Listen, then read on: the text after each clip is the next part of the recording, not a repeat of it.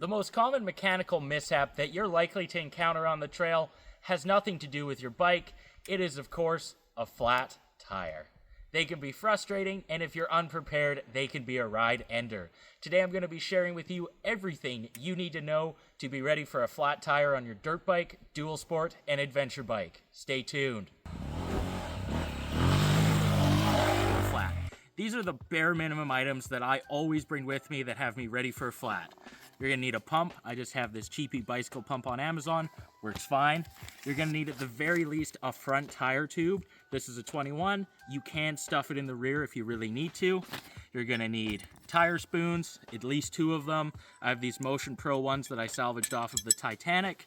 And in the same expedition, I got the necessary tools to remove the wheels off of my bike. On this old DR650, a crescent wrench is all you need, but more modern bikes have these really low profile nuts, so you may need a specific tool. Make sure you have the necessary tools to remove both wheels from your bike before you go. On a longer trip, I bring a few more items with me. I'll probably bring a rear tube, maybe a patch kit, and a few more things. So, assuming you were prepared for a flat, the first thing that you need to do to get ready to change it is somehow get the wheel that you need to take off of the ground.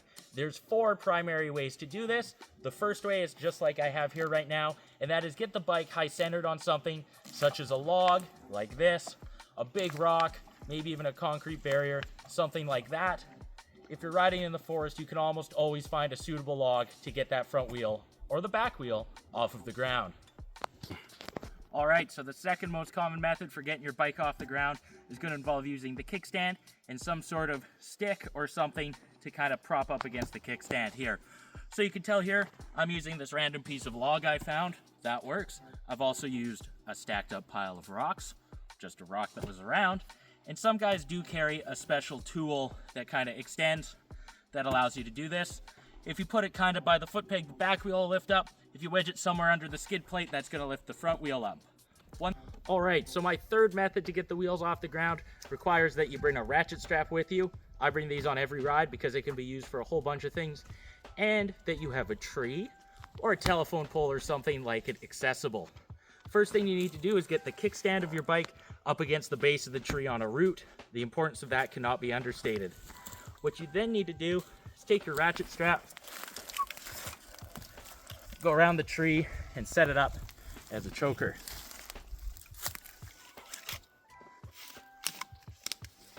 Now, depending on which tire is flat, it's going to depend on where you want to put this on the bike. So if I have a front flat, I'm probably going to wrap this around the handlebars. If I have a rear flat, somewhere on the rear of the bike. I have lots of racking on this DR. Some bikes are not going to have that, so you could maybe even go to the foot pegs. So let's see if I can get this to work. Where's this one? And it's probably going to take some trial and error to get this perfect.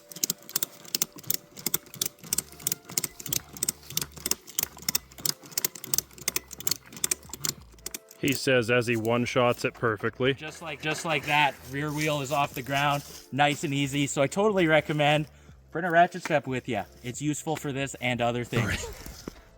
So the last method, number 4, is something that I would only ever do in kind of a last-ditch scenario where you have no ratchet strap, there's no logs, there's no sticks, and you have nothing at your disposal. Think maybe sand dune or something, and that is put the bike on the ground.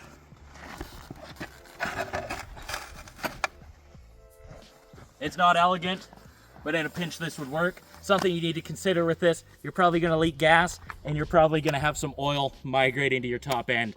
So the bike will probably smoke when you go to start it, but hey, desperate times, desperate measures, this will work. Alright, so the first thing you need to do, once you get the tire off the bike, find somewhere to work. If you have a tailgate or a picnic table or anything like that available to you, use it. It makes it so much easier. But with that said, you can totally do this on the ground, and that's often what happens. So first thing you need to do, get all the air out of the tire. A lot of these caps do have a valve core removal tool. If you have one of those, use it. If not, you can just poke this with something, get all the air out of it. Then what you need to do, remove the nut from the valve stem. And if you're working on a dirt bike, you probably have a rim lock. So make sure you loosen that nut there. Most dual sports don't have a rim lock. Once you got that done, you need to break the bead. Now, typically when you have a flat in the bush, the bead tends to break itself. The tire gets hot and it's not hard to do. And you can opt to just push down on it. This one isn't giving me too much trouble. You want to make sure that you do that on both sides of the tire. And if you're having big trouble with this, you can use the kickstand of a bike to kind of push down on it and get it off. And make sure you brake around the rim lock as well. Now, once you've got that done, we're going to use 2 tire irons. Place them in somewhere that isn't directly across from the rim lock, so somewhere about there looks good. I'm going to put 2 of them in at the same time, about 2 or 3 inches apart. This is important. I'm going to go up with one. Oh, didn't work out. Okay, let's try that again.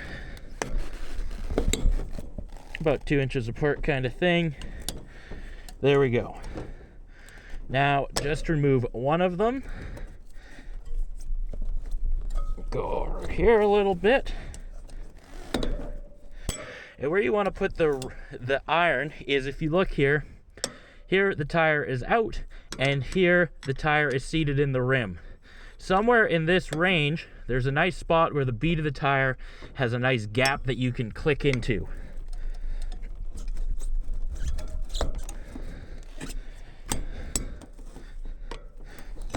There we go.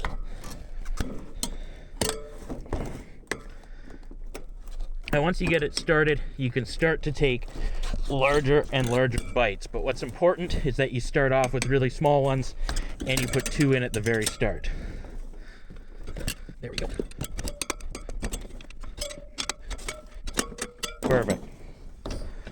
So, at this stage, you can remove your tube.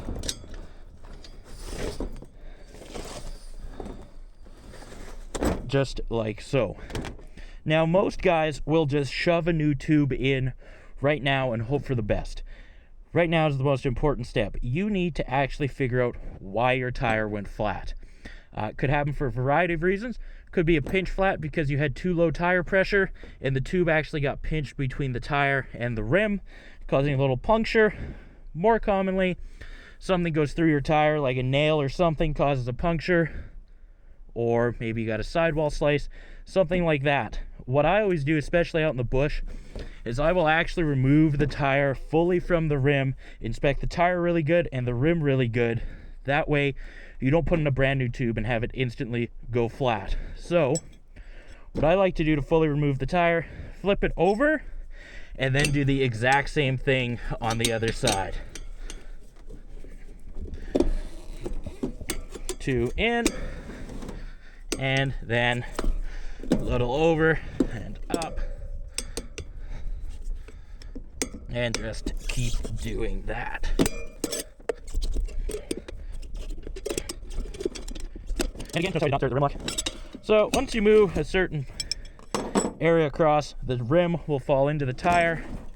Then you can put this down, flex it over, pull the 2 apart.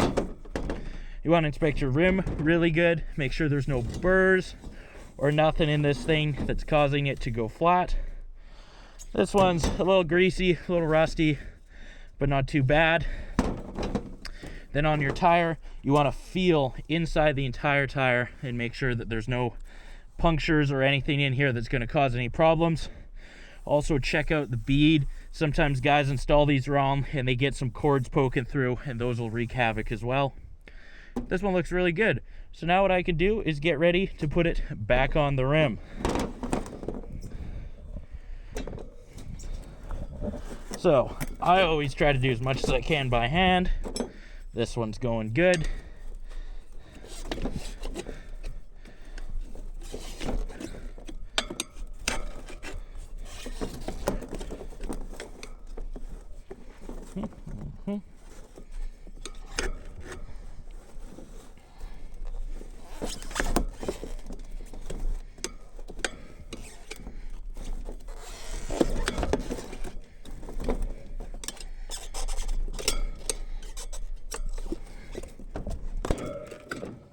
Perfect.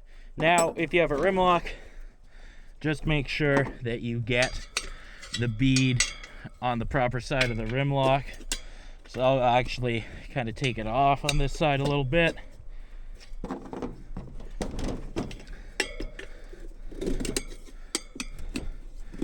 Push the rim lock in, then go down. Perfect. Okay, now I'm ready to put in my new tube. Where a lot of guys go wrong is they take the new tube out of the package and immediately shove it in. It's absolutely important that you put a little bit of air in this thing. So if you don't, it won't keep its shape and you're likely to actually pinch it as you install it. This little pump is a lot of things. Fast is not one of them. That looks good, perfect. I just like putting in a little air so it keeps its shape. If you have some sort of lubricant available to you, like some WD-40 or even some water, I recommend you put that on the tube and the bead and it'll make this way easier, but I don't, so we'll do it dry. So first thing I need to do, find the hole, line up the valve stem with it, and put the tube in a little ways. Probably about halfway is good. Once you're about halfway, work on getting the valve stem in the hole. Come on.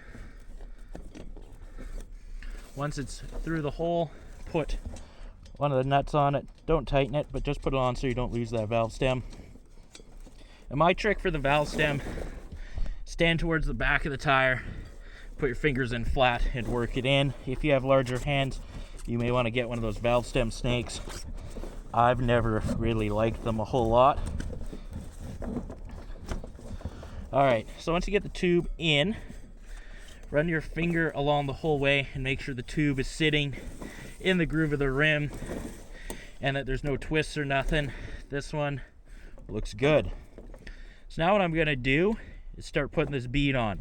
It's super important that you start near the rim lock. I like to go maybe 30 degrees away from the rim lock to start. Put one bead in, one spoon in, another little bit away. Push the rim lock in.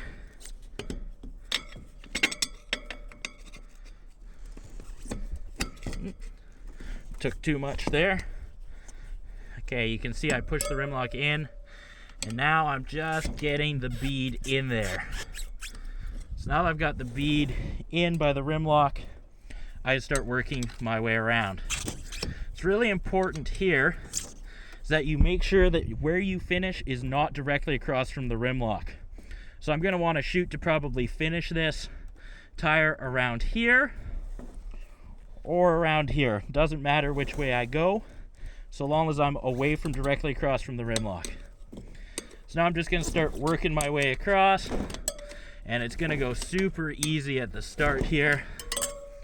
And now I'm getting to a point where it's becoming a little harder. And what you need to look at here is to make sure that the bead hasn't seated on the rim. And I can see here that it has. So I'm just going to push that back down into the groove, and I can feel that it's done the same on the opposite side. So what you always want to be making sure is that the bead does not seat, and that's going to allow you to keep going. So now I'll do a few more bites on this thing and keep her going. Keep pushing that back down in and working across.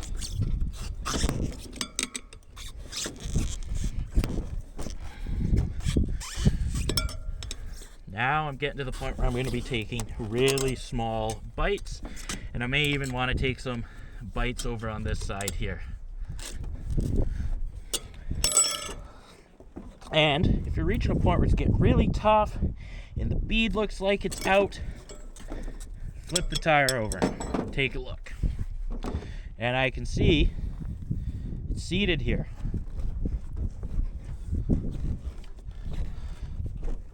Push that down, and you can see as I pushed it down, it moved in. That's going to give me more material to work with on this side.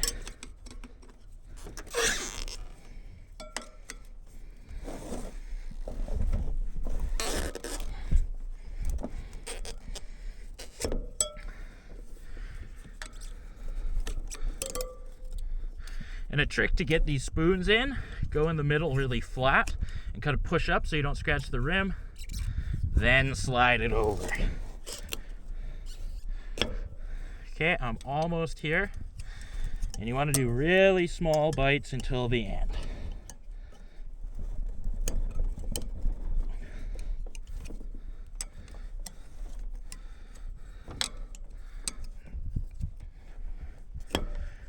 Normally this is easy. Of course, when I have the camera, it's not, so maybe grab that other spoon, lift up a bit, get some space, and now I'm just gonna put one in the middle, and that should hopefully finish it to the point where I can just push this down with my hand. So, I did that totally dry, 2 little dinky spoons, and with a rim lock. The keys to success are always be watching that your bead is not seating, and always take smaller bites, and if you're having to force it on, something isn't right. So now let's put some air in this, make sure I didn't pinch it, then you'll be able to ride on your way.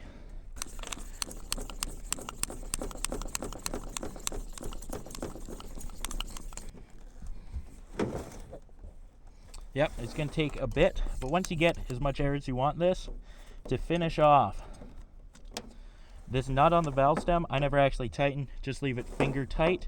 That way if the tire does slip on the rim, the valve stem has some give, won't just rip out. And if you have a rim lock, do not tighten it until after you have the tire with air. Otherwise you may pinch the tube in the rim lock and you'd have to start all over again. So that pretty well does it. I got this thing changed.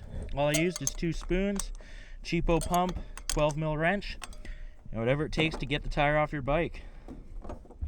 Thanks for watching the video. There's just a couple key points I want you to remember, and that is always bring the bare minimum to change a tube, and most importantly, changing tires is all about the technique. It's not about gimmicky tools you see other people use, and it's not about forcing tires on. Use the method I just showed you, and you'll have success in the bush. Ride on, and if you enjoyed this video, be sure to subscribe.